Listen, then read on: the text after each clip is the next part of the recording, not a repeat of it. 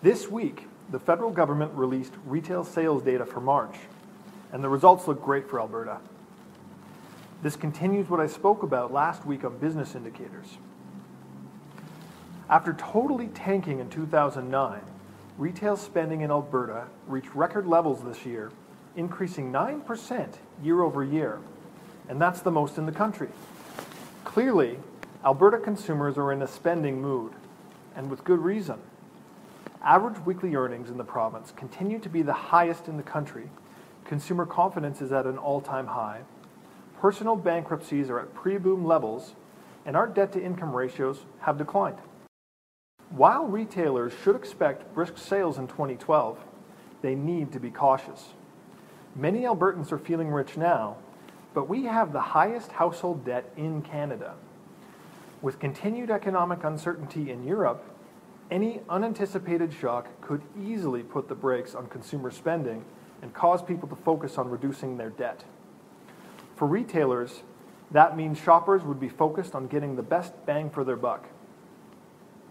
And retailers should be sensible in setting their inventory levels and not get caught with excess shock in the event consumer spending dries up.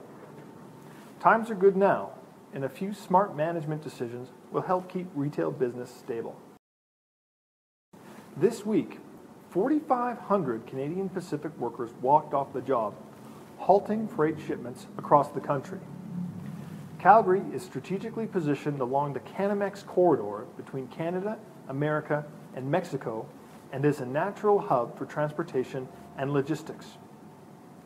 If prolonged, the CP strike will have major impacts on our ability to export freight shipments such as grain, fertilizer, and coal, and distribute consumer goods across the country.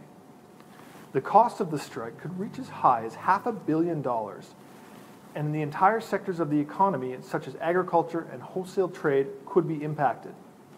With the possible effect on the national economy, the federal government is contemplating back-to-work legislation to minimize the impact. In Calgary, the transportation and logistics sector produces over $3.6 billion in GDP and employs nearly 80,000 workers in over 4,200 businesses across the city. As a result, CP supply disruptions will have significant ripple effects in the Calgary economy.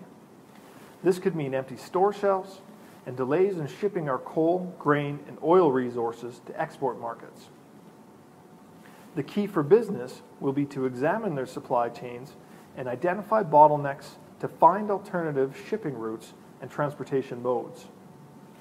Such a strategy could include striking contracts with rail competitors like Canadian National, or creating new transportation routes that combine air, pipeline, and trucking options. Where possible, sourcing inputs locally could be another approach. So, building contingency plans into supply distribution channels is always good practice, and this situation reminds us why.